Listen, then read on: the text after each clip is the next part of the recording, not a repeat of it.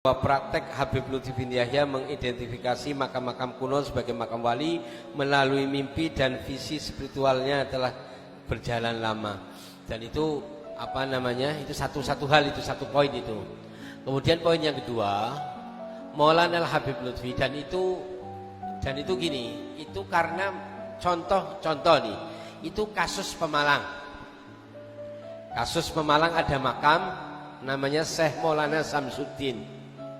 Syekh Maulana Samsuddin ini masyarakat setempat mengatakan bahwa makam itu adalah orang saudagar lari dari mana ke situ, bahwa kemudian dibegal, dibunuh dan lain sebagainya, kemudian dimakamkan situ, dan itu fiktif semua.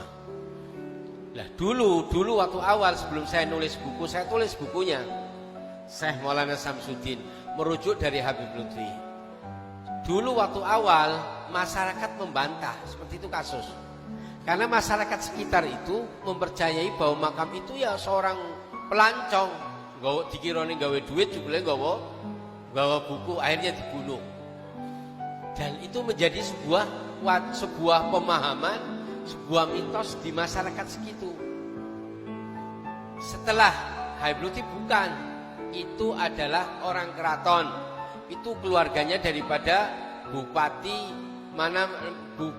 adalah keluarga Bupati Wirodeso, namanya Bupati siapa?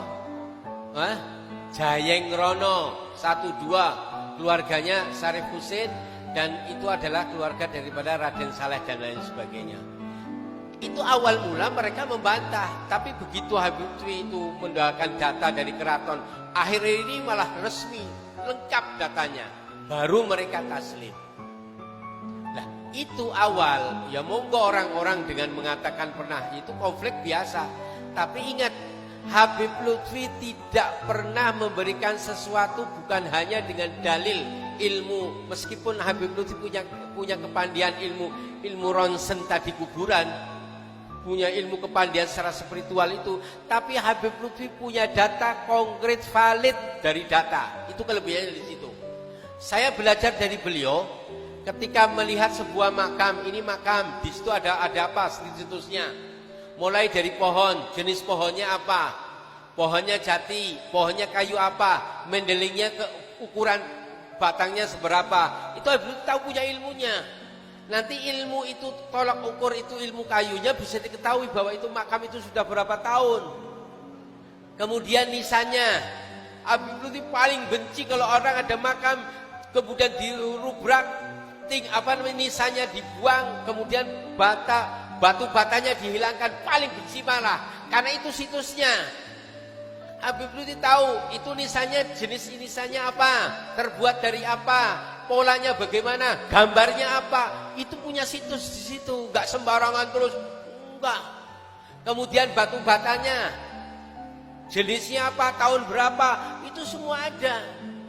Setelah itu Habib Lutfi punya catatan sejarah. Saya menyaksikan beberapa kali. Beliau ini punya buku yang Anda nggak ketahui. Buku-buku keraton, baik di keraton baik itu keraton di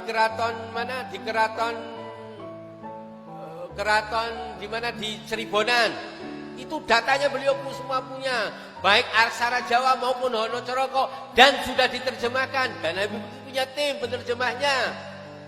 Kemudian jadi Yogyakarta, dia punya, bahkan ini harus dicamkan, di Leiden pun beliau punya gambarnya. Makanya ada di dalam seperti gambar di Ponorogo yang asli dari Leiden. Itu Habib Lutfi nembus sana dan punya. Beliau juga punya data dari fotonya Habib Hussein luar Batang yang dari Leiden punya, dari Habib Lutfi punya data. Berarti bukan punya omong kosong. Secara batin spiritual beliau kuat, secara keilmuan Nah, ada pun konflik ya silakan konflik, yang penting perlu dibuktikan secara keilmuan. Dan harapan kami itu karena apa? Karena itu adalah punya kepentingan, nggak mungkin. Itu tokoh intelektual NU, kenapa dia punya kepentingan di situ? Kalau enggak, monggo dijelaskan secara keilmuan, enggak bisa. Kalau konflik masyarakat di Pemalang kasusnya sama. Awal mula memang kayak gitu, karena itu sudah menjadi keyakinan orang situ. Dan contoh kasus umpamanya Habib Lutfi mengatakan bahwa Benowo di Pemalang ada Benowo. Kata Habib Lutfi bukan Benowo, Benowo bukan kuburannya di Jawa Timur, di Surabaya. Itu bukan dan itu fiktif.